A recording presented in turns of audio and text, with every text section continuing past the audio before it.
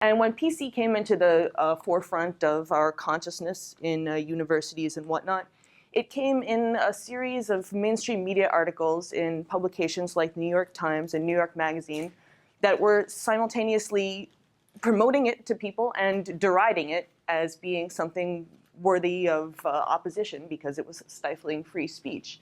Now, this presenting the thing and opposing the thing at the same time I refer to as the 4chan dialectic, because it's also how a media virus is created on the well-known image board of 4chan. Basically, artificial controversy is promoted to the internet at large by, they come up with the media virus itself, and then they, at the same time, release a torrent of opposition to it on whatever message boards or forums would normally be associated with opposing that thing. And by unleashing both sides of this manufactured controversy at once, automatically, pretty much, some form of mainstream media takes the bait and it becomes an internet phenomenon. Now, social justice warrior activism, at least from all sources that I can find that mostly agree on this, I mean, the origins are a bit murky, but it originated in these fandom communities on LiveJournal, basically this controversy known as race fail, which was around 2009.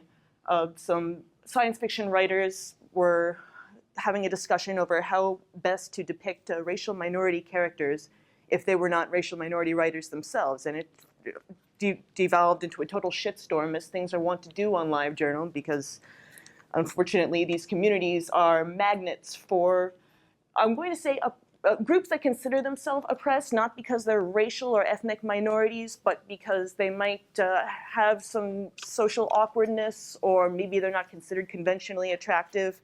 And so they somehow take common cause with actual oppressed minorities. And it's a similar way of recruiting people for these social justice movements as ISIS is known to use. They go on social media and find these lost souls, quote unquote, and are able to radicalize them with presenting them something that seems like a great idea. Social justice, who can't get behind social justice? And unfortunately, it's taken to these ridiculous levels and becomes weaponized, and then they unleash these social justice warriors, as they became known, on the left, and basically decimate what was once a valid and powerful movement. Also, if you look at the time that the social justice warriors sort of came out, it was following the Occupy protests, which struck fear into the heart of the ruling class because they thought that they had successfully pacified the population with the twin forces of Brave New World style authoritarianism and 1984 style, basically keep them dumb and happy, and then the ones that aren't kept dumb and happy just stomp on them a little. When they saw that this was not working, and that in fact people were turning out in droves to protest the complete and utter destruction of their lives by the ruling class, they had to find some way to shut that up. So they took these disposable individuals, these marginalized, well, normally nominally white middle class, but still somehow marginalized, like I said, because of social skills, or maybe they're considered weird looking or something. But you know, they're normal people, but they just happen to spend a lot of time on the internet. And so they gave them a cause. They sent them loose on the crusade. If it hadn't worked, they could have just thrown them away. It's like using a gun with a serial number filed off to commit the perfect murder. No one's going to trace it back to you. These people are, they're not really in the public eye. At least they weren't until they became the face of the social justice movement. Okay, and a lot of think tanks were also discussing social justice around 2009. Heritage Foundation, American Enterprise Institute, Intercollegiate Studies Institute, and Independent Review, all for some reason came out with articles about the term social justice around 2009. A lot of them saying that it would require some form of top-down control. One of them actually used the word totalitarian. I believe that was ISI. And why would these institutes that fundamentally don't really have much to do with social justice, why would they all be discussing this at the same time that social justice warrior movement sort of took over the conversation?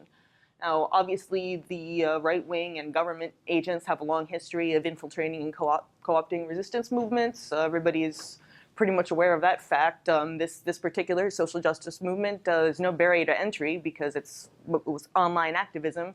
On the internet, nobody knows you're a fraud, and it's pretty easy to sort of astroturf support for a movement or to turn a movement in a particular direction just by showing up and being the loudest voice in the room, even if it's a chat room or a message board. I mean, this was also, it was a lot easier to create fake identities 8 years ago. Now they generally try to check up on that, but they're still not really trying too hard. It's not that complex. The enemy of my enemy is my friend. If Vox went into this quite a bit, but look who the SJWs avoid targeting. They do not go after Wall Street, which is strange when you consider that this movement rose to prominence in 2008, 2009. The term social justice warrior came a little bit later, like with the Gamergate, that whole mess. But this movement was before the term social justice warrior came into popular usage. They were already there. And why would they suddenly have forgotten about Occupy Wall Street? This was a big deal. These were people who came of age during that time. So why not target Wall Street? They're obviously responsible for the majority of oppression out there. I don't think that the white male college professor or college administrator is really the source of all your problems even if you are your average LiveJournal or Tumblr user. And yeah, Vox already went into this attacks on respected left figures. I mean, Richard Dawkins was criticized on Twitter for saying that if we were going to send a time capsule into space that had the greatest works of civilization on it, that it would be like Einstein, Schubert, and Shakespeare or something. Someone made a comment about, oh, I'm glad you think that it's all dead white males. And he said, well, no, these are just the pinnacles of what we consider Western civilization's achievements. And they pretty much crucified the guy. And yeah, class myopia, people are looking one rung above them on the economic ladder for the people they want to bring down to their level, and that's not where the oppression is coming from. I mean, like Vox said, the catcalling construction worker on the street is not the source of the problem, and the divided nation paradigm, obviously, that was already discussed. Junior Anti-Sex League. In 1984, the Junior Anti-Sex League is created because sex has the inconvenient tendency to get in the way of an individual's devotion to Big Brother, so can't have that.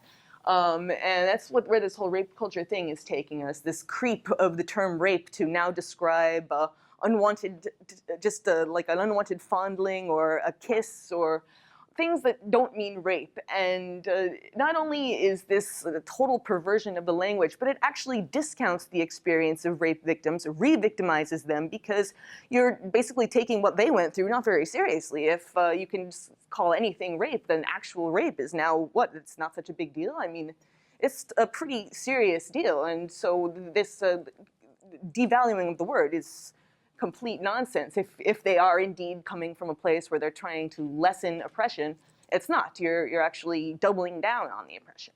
And this, consent mania is completely insane. These laws now in California college campuses where you basically have to get a signed form for every article of clothing you remove, because otherwise, it's rape. I mean, and theoretically, according to this law, and anybody could come back the next day and say, well, he didn't call me, maybe it was rape. But, because there's no evidence, right? He didn't sign a form. His word against hers, and unfortunately, that's not how sex works. I mean, you make an agreement as people. You're both consenting adults. That's what consenting adults involves. But, and it also is interesting that it forms this common cause with the religious right and the patriarchy. They're the ones who are always trying to keep sex down. So if we're trying to dismantle the patriarchy, these social justice warriors, why are they also trying to keep sex down? I mean, it's just something they can't control. Well, yes. And also some of the sites that promulgate this social justice nonsense, there's this one in particular egregious perpetrator called everydayfeminism.com. I don't know if any of you have heard of that one, but it's run by this woman, Sandra Kim, who before she founded the site used to work for the Polaris Project, which was an anti-sex trafficking non-governmental organization. Now, these organizations are notorious for completely bullshitting their statistics, and sex workers hate them because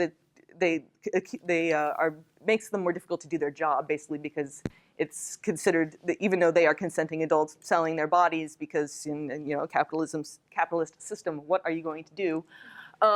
They make it so that they accuse them of being victims of sex trafficking, and basically they just throw a wrench into a system that was working perfectly fine. Yes, there are people who are trafficked in the sex work industry, but the whole point of sex trafficking NGOs is to accumulate massive sums of money by completely exaggerating the problem.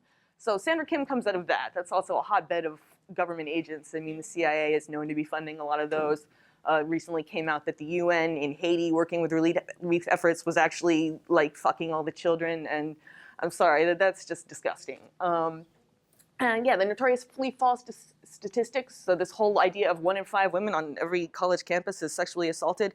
Well, if you look at those statistics, the women that they talked to, most of them said they hadn't been raped and or assaulted, and that they were told they had been assaulted. So that's sort of like the reverse victimization thing. It's not just not believing the victim, it's not believing the non-victim and making them a victim. So it's going one step way too far in the wrong direction. And you also have a convergence of social justice warriors and the right with this lack of due process on campus rape charges. Basically, if somebody accuses you of rape on a college campus, you're screwed. Your life is over.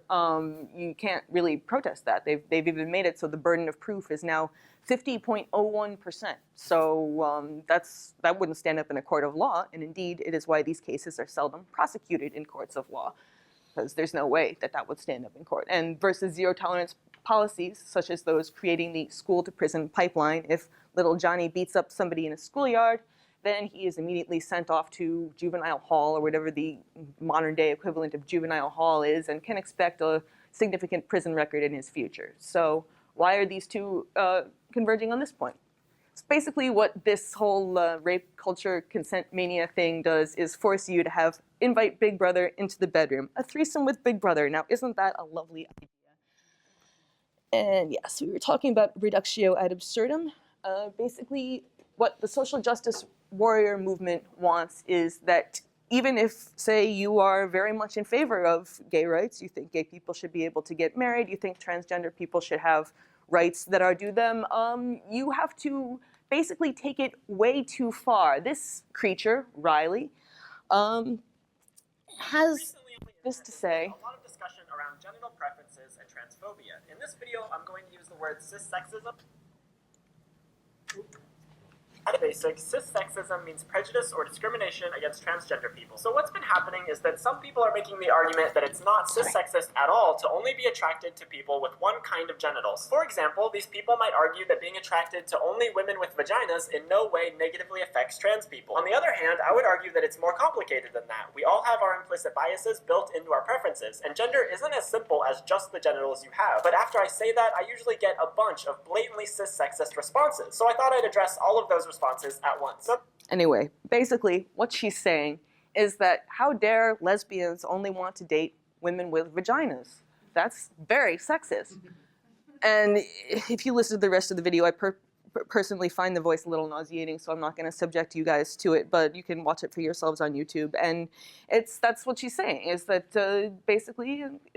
Not just lesbians, straight men. Yeah, straight men. With the girl of their dreams, and there's a penis there. How dare they they should just accept it and go with the flow. That's what she said. Yep, and that anything else is just completely bigoted and wrong, and cis-sexist. So, I mean, you can support gay rights, you can support trans rights, but if you don't think that if you think that you have genital preferences for whoever you want to date or have sex with, then she doesn't care. You're totally a bigot.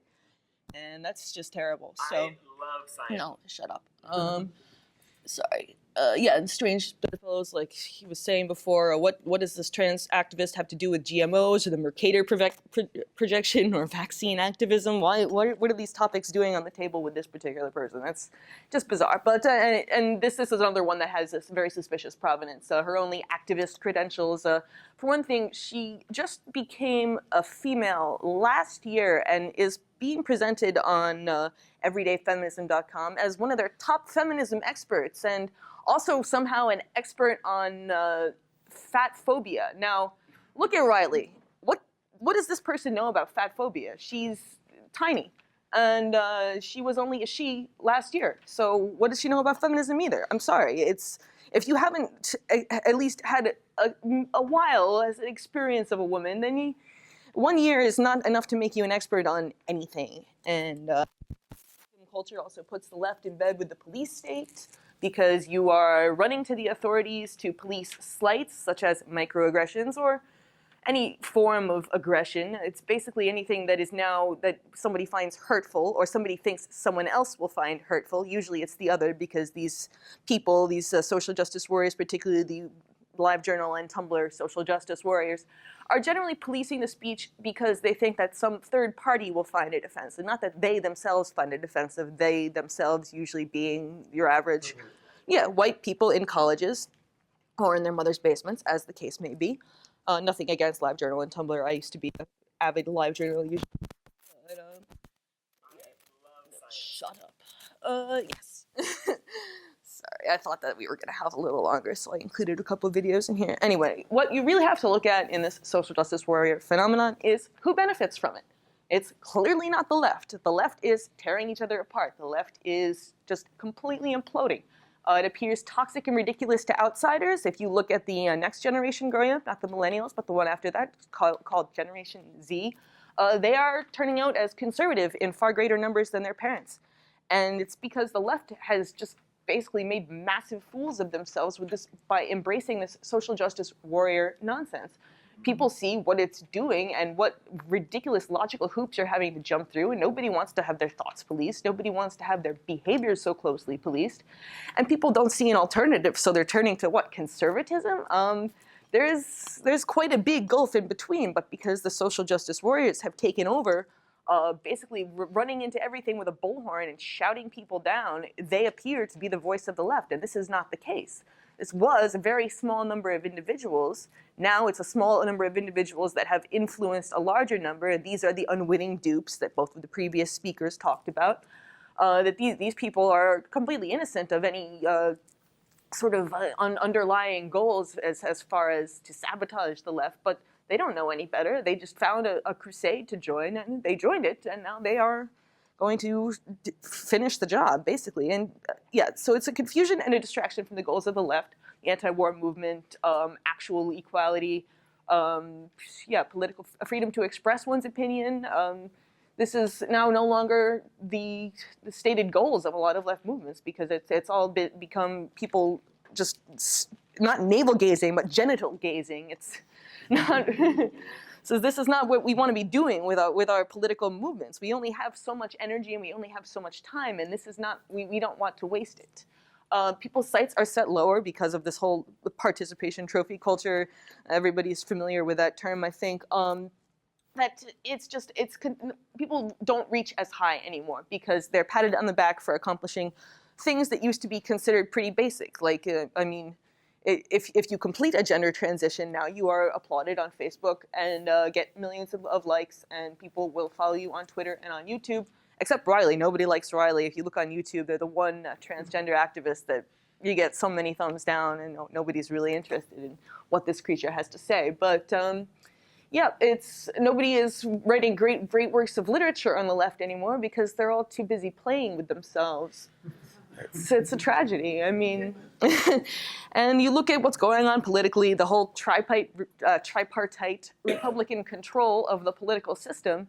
I mean, Donald Trump claims to have won the election because basically people were sick of political correctness. Now, to what extent that's true, and to what extent it's just people are sick of Hillary Clinton, that remains up for debate. But it is true that a lot of Donald Trump voters who were interviewed in various publications said that political correctness was a big issue for them. And it's true. People have been sick of this for a long time, and which is another thing that suggests that it might be imposed from without as opposed to coming from within, because if it really was a thing that could be held up to so much ridicule, if it's been ridiculed since the early 1990s, what's it still doing hanging around? Yes, they rebranded it as social justice, but it's still the same thing, and just because they're doing it online and it's a younger generation doing it, this was the same thing that's been roundly mocked for decades now. So what is it still doing hanging around? Now, of course, the thought repression has been enshrined in academia, and it's going to be really hard to get out of there because academia is like any other bureaucracy. Once you have rules in place, it's hard to get rid of those because these things move very slowly. So the fact that things like these rape laws in the University of California system have been basically enshrined in law, things are becoming much more difficult for free speech, for just college students who want to have a normal sex life. I mean, can't have that anymore. It's kind of ridiculous. And as we know from the political correctness movement, what happens in the colleges gradually filters out into the rest of society. So it's too bad if you want to be able to have normal sex with people, because you're eventually going to have to start signing forms.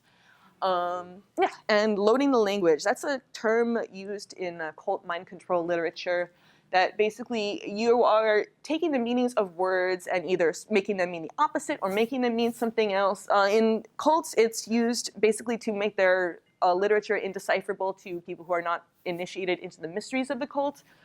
In political correctness, it's more just, I think, more to confuse and to pull the rug out from under and to make it more difficult to express ideas that they do not like. Obviously, these words, there are so many words now that are considered hurtful or just unspeakable. I'll mention the spiral of silence and the damage that that does to just people being able to express themselves coherently and express themselves to other people. A lot of times you will get someone on the left who, if you speak to them one-on-one, they will express concern with this social justice movement and how far it's gone and the damage that it's doing to society. But if you get them in a large group, they will not say anything for fear of being shunned or excommunicated by their peers. And so the control of the language, once you control the language, the spoken language, you control the thought language, and you basically have got thought control right there, thought reform, which is the end goal of all of this nonsense. Policy papers, these are just quotes from that Heritage paper that mentioned before. Common good becomes an excuse for total state control. You can achieve the common good better if there's total authority, basically saying totalitarianism is the way to go. And the independent review, the goal is implicitly totalitarian. And also an interesting point about this promotion of victim culture. There's a lot of interesting papers having been written about that, how victim culture is replacing the dignity culture of the past by basically enshrining the oppression Olympics as the national pursuit of America. And how concentrating our attention and political resources on the least advantage may actually increase the numbers of such person. If you hold up the victim as the thing that is the thing to be, then everyone wants to be a victim. And so people will self-victimize. People will try to come up with some way that they, too, can join the big party of the victims. And that's not, nobody wants to, I mean, yes, some people want to, but that's not good. You're taking away your own agency. You're robbing yourself of your potential. And yeah, so what can we do about this? Well, I think it'd be interesting to do more research, follow the money, find out how these people are being funded. I mean, I don't think there's a lot of money involved necessarily, though, in radicalizing people online. You just find these communities of either marginalized or underrepresented or somehow just people that are lost, people who are looking for a meaning or a crusade, and give them this to do. Social justice sounds great in theory, and then it's been completely perverted and used against itself. I mean, what we have now is not helping the oppressed. It's oppressing them further, and it's making a big mess out of a political movement that wanted to help them. Expose these people for what they are, which is frauds. Just dialogue among other people on the left. This is a drag queen story hour humor. I don't know. Getting ready for work. A meticulous process that involves shaving, even the most gay rights supporting hairspray, person might have a problem with sending their 3-year-old to the Park Slope Library to have a drag queen read to them from various storybooks. Who wants to be a drag queen when they grow up? Little Miss Hot Mess. Who is ready for a story? Is the host of Drag Queen Story Hour. This one is called Worm Loves Worm. Talking, singing, and reading. We can So, both be grooms. To an I don't know audience if anyone of wants to see the preschoolers, rest of this, toddlers, and their but caregivers. The hips on the drag queen go swish, swish, swish, swish, swish, swish, swish, swish, it's swish. catchy, right? What kid wouldn't want to be a drag queen? Drag Queen Story Hour last year I'm a girl. and is already looking to expand to other locations. Drag Queen Story Hour is fantastic because it addresses all of Look how these worried she looks. issues of gender fluidity and Terrified someone's going to call her out on her self-acceptance, bullshit. and all of these topics that are real, are very, very real. And so is the backlash. Many negative comments have been posted online about the program. The AP has agreed not to use the drag queen's legal name because he said he feared harassment. But those are people who think that gay people are sinful or evil or, you know, bad to begin with. And this is the black and white so, thinking. You know, we're sort of just starting from such different places that it's Basically, that if you don't support a drag queen reading to your 3-year-old child, then you are a bigot and you must hate gay people and think they're sinful and evil. And everybody knows, I mean, that's common sense. So it's creation of cognitive dissonance, basically, and you can't really live with cognitive dissonance. It makes you easier to control. Someone comes out of nowhere and shows you the light, shows you the right way to go, and you follow it because cognitive dissonance is a very uncomfortable state to be in. And that's pretty much it for my presentation. So thank you.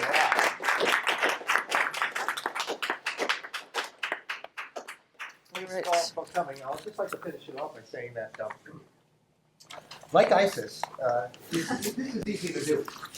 What you do is you take the very worst aspects of an ideology, compress it into one group, and that group claims to be at the vanguard of the ideology. Social justice warriors are the ISIS of the left. Yes. ISIS is not attacking Americans, they're not attacking their supposed enemies, Jews. Social justice are not attacking right-wingers, they're not attacking Wall Street, they're not attacking military-industrial attack. They're feeding off their own. They're the ISIS of the left.